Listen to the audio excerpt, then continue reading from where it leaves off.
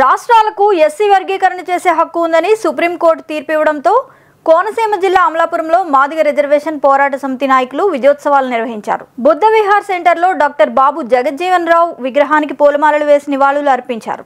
అక్కడి నుంచి ఊరేగింపుగా గడియారపు స్తంభం వద్దకు చేరుకొని భారత ప్రధాని నరేంద్ర మోదీ, ఎంఆర్పీఎస్ వ్యవస్థాపక అధ్యక్షులు మందకృష్ణ మాదిగ చిత్రపటాలకు పాలాభిషేకం నిర్వహించారు.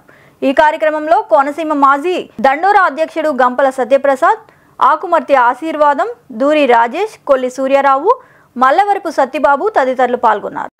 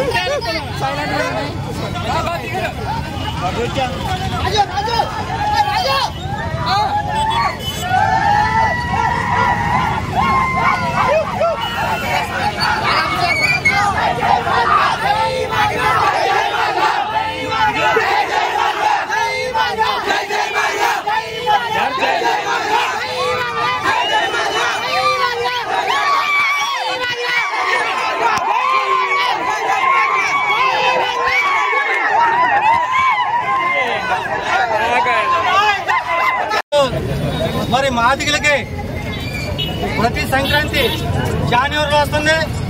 మరి ఈ రోజు మాదిగలకి సంక్రాంతి ఆగస్టు 1 వచ్చింది, స్వాతంత్రం వచ్చింది. మాదిగ ఒప్పుకోవాలకి చాలా సంతోషం. ముందుగా మా అన్న మందకృష్ణ గారికి పాదాభివందనలు తెలుపుతూ, అలాగే మోడీ గారికి, చంద్రబాబు నాయుడు గారికి, పవన్ కళ్యాణ్ గారికి మా పాదాభివందనలు. మా మాదిగల మహాత్ముడు కృష్ణమాది గారు పోరాటం ఫలితమయ్యే రోజు 59 కులాలు న్యాయం జరుగుతుంది. మరి గతంలో చాలా వెనకబడిపోయి ఉన్నాం 30 సంవత్సరాలు. ఈ పోరాటంలో కృష్ణమాది గారు ప్రతి పిలుపు మనం నిద్రలేదు, ప్రతి పిలుపు ఇచ్చి మీరు గ్రామాల్లోకి వెళ్ళండి, పోరాటం చేయండి, వర్గీకరణ సాధించుకు తీరుతాం. మనం ప్రాణం ఉన్న లోపు వర్గీకరణ సాధించుకుంటామని కృష్ణమాది గారు మాకు చెప్పడం జరిగింది. మరి మాకు మహాత్ముడు ఎవరంటే మందా కృష్ణమాదిగా. ఈ రోజున మాకు చదువుకుని ఎంతోమంది ఎంఏలు, బిఏలు, బీటెక్లు చదువుకుని ఎంతోమంది మాదిగ యువత ఉంది. ఈ రోజుని ఉద్యోగాలు వస్తాయని ఎంతో ఆశతోనో, మరి రాబోయే తరానికి నాంది పలుకుతుంది, కొత్త తరం వస్తుందని మేము ఆశిస్తున్నాం. మరి అందరికీ పేరు పేరున మాకు ఉద్యోగం అవసరం. అలాగే మాకు మాదిగ అమరవీరులు ఆకుమర్తి సూర్యనారాయణ గారు, పెద్దపూడి కృష్ణారావు గారు, తొత్తమూడి ఉదయకృష్ణ గారు, కాపశ్రీ గారు, ఎంతోమంది, మీరాల సత్యనారాయణ గారు, ఎంతోమంది, మరి సౌర సుబ్రహ్మణ్యం గారు పోరాటం చేసి మరణించారు.